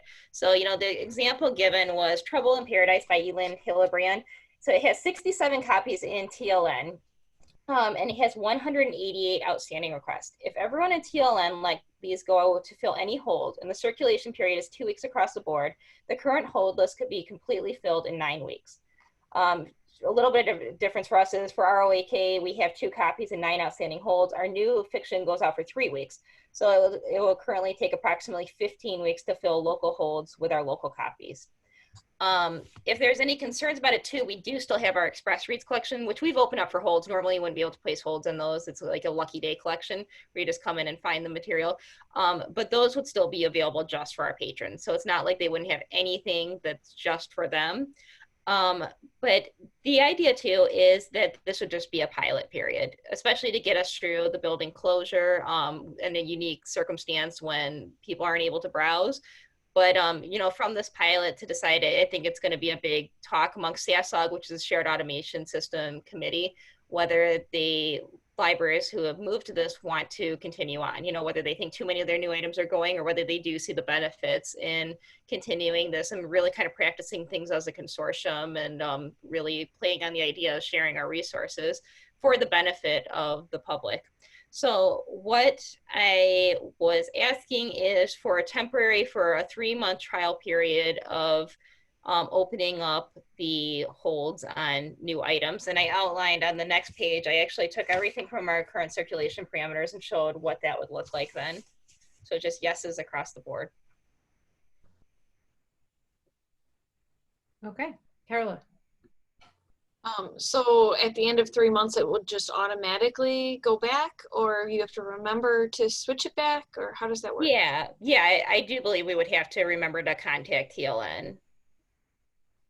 But it also too, you know, I mean, we're in close contact with the people who make those, you know, changes happen at TLN. So I'm sure too, they would be touching base with us and as a reminder. So it's on here as a discussion item, but if someone wanted to move it, it could be an action item. If we want to talk about this. Roxanne? I would like to move that we adopt the proposed changes to policy 5.101 for the 3-month pilot and as requested by the director. Is there a second? Catherine seconds. Catherine seconds. Discussion. The fact that they're sitting there, my goodness. Yeah, when I read it, that was one of the things that hit me when I read it earlier today. Was like, these books are sitting. Yes, we should be getting them out. So, and it's a 3-month period. If it doesn't work, it's done. You know, to the point that the spending is way down with books, we're having a hard time finding shelving for books too. I mean, you should see our overflow carts. We just have carts out in the YA section because that's always a tight area, and now it's especially tight. In the kids section, we've had to take over some of the display shelving to put these items, so you can really see it when you're in the library just what an issue it's become. And that, you know, also by turn would make a librarian kind of hesitant to be spending a ton of money on new books if they know that it's just going to be added to these carts to sit there. Great. Any other discussion? All in favor of changing policy 5.101 as proposed, say aye. Aye. Aye. All opposed? Okay, let the record reflect that this motion was passed unanimously. Okay, final discussion item, bid package for renovation, update on timeline and process. Is this an Emily thing or a Mark thing or a? I can open up, but Okay. Emily will probably want to provide some details. So if you recall at our last meeting, we approved the transfer of $512,000 from fund balance to capital outlay in order to fund phase 1 of our renovation plan.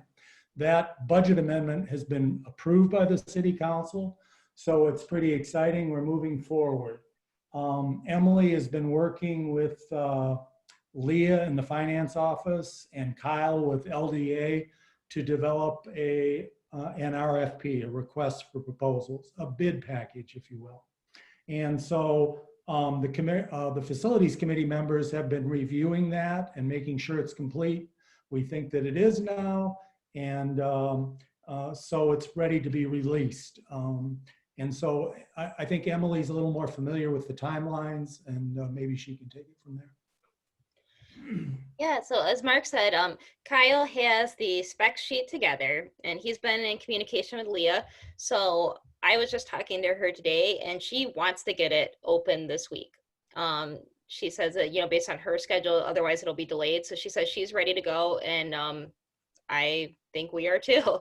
So one thing is that the decision, she said it's up to us whether we want to do a pre-bid walkthrough. So that would require bidders to come in and actually walk the building. And, you know, I would answer any questions that they have.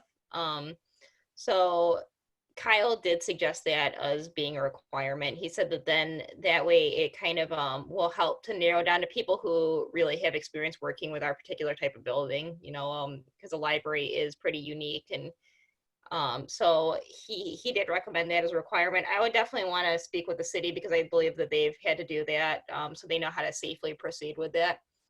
Other than that, then the process will be that Leah will open up the bidding online, and then she will, once we can pick the period too, so it can be anywhere from 2 weeks to, you know, months if we wanted to.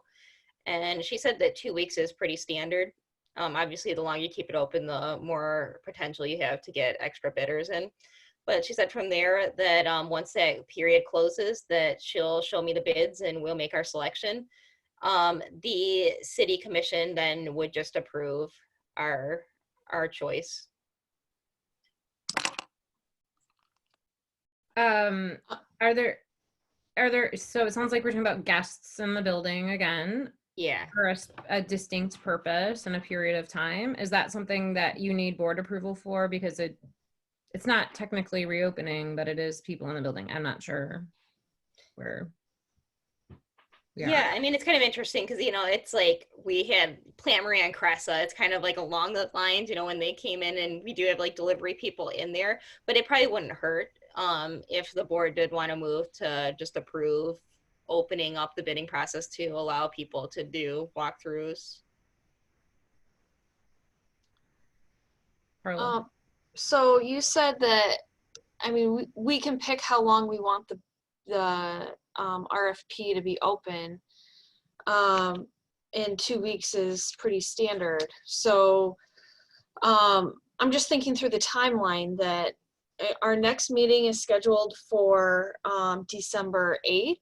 So we could make the decision then, but if we had it sooner than that, I mean, would we want to be able to make that decision quicker so that when are the city commission meetings, so that when do we have to get the information? How much lead time do we have to get what we approve to them in order for them to approve it? So those are my questions. Yeah, and that is a good point about the city commission. I would definitely think, getting it maybe 2 weeks in advance, like a whole meeting cycle for them in advance to Leah, to prepare, because it's kind of, I'm not sure ever what exactly, how quickly things can go through. And I think sometimes it depends on how slammed finance is at a particular time. But I would say that the sooner we could get it to, the better. But we do also have to work around not having the November meeting and when we're able to meet again. And so an option would be to hold a special meeting just for this purpose. That can be called by me or the majority of the board. So that is an option. If we're looking at 2 weeks, we're looking at like maybe November 13th is when it would wrap up, I'm assuming, because this week isn't a full week. So I'll just, like, the first 2 weeks of November, it could be, for instance, if she gets it out now. So we could look into the week before Thanksgiving, the week of the 16th, perhaps. I don't know if it's the kind of thing, it feels like it's the kind of thing where it would go to facilities for them to sort of look through it and then make a recommendation to us. Yes. Is what it feels like to me. So then we'd want time for facilities to be able to review what's come back. And there might be questions with the city that have to happen. So by then, I mean, maybe the end of that week, we could have a meeting, before Thanksgiving, and that would put us well ahead of the December 8th. It would buy us a couple weeks. Carol just sent me the city commission meetings in the chat too. It's November 23rd, December 7th, and December 21st. November 23rd. Yeah. And then you said December 7th and December 21st. Oh, so if we had it to them, maybe if we did it the week of the 16th where we met, that'd be enough time maybe for the December 7th city commission meeting, which is, I like that idea. Okay. I think that is a good plan. Thanks for asking those questions, Carla. So the week of, well, it all depends on when facilities can meet. Maybe facilities, after this meeting, you could maybe just tentatively put a meeting on your calendars for that week of the 14th to have the meeting to review the bids that come back. You're looking at December. You mean the week of this November 16th? Oh, yeah, you're right. November 16th. And then maybe just maybe by the end of that week, we could have a meeting. It would only be about this item. It's not a full board meeting. It'd be fast. The facilities would bring its recommendations and we could move ahead. Do we want to do this by email or do we want to discuss it now? I would like the date of the meeting. The date of the facilities meeting? The end of that week, like Thursday or Friday for it? Like, We can do that by email. We don't Okay. need to do that. Okay. Mark, let me know what you decide for facilities, and then I'll make sure to stay in touch. And then as long as you can get that accomplished, then we can call a special meeting for this, to review this. Mhm. Okay. In terms of the motion to allow visitors in our meeting for a pre-bid, or letting visitors into the building for a pre-bid walkthrough, there's no specifications in our safe opening plan for this. So, Mark? I would, oh, go ahead, Mark. I just think it's unnecessary. Okay. People come into the building, they make deliveries. Okay. Carla was in the building for a walkthrough. Okay. You know, I just don't think this is necessary. Okay. You know? I am totally fine with that. Okay. Any other discussion about the big package for renovation? You guys are so exciting. That's what I have to say. It's happening. Mark. It is exciting. I would just caution, you know, you've got the holidays. We don't know how quickly contractors are going to be available to begin the work. This is going to be into the new year. Yep. Before anything starts. And, you know, Yep. So it's exciting, but it's not going to happen overnight. Thanks, But it's going to happen. Melanie. I would like Mark to stop raining on my parade. You guys are closer than we've ever been to this happening. It's really exciting. Thanks for everybody who's put the work into this, by the way. It's been quite a ride. Okay, with that, I'd entertain a motion for adjournment. So moved. Okay, Mark, is there a second? And seconds. And seconds. Oh, Roxanne, that was her. Just gave her an extra meeting. Yeah. Oh, you guys want to discuss? Thanks so much. No discussion on adjournment. All in favor? Aye. Aye. All opposed?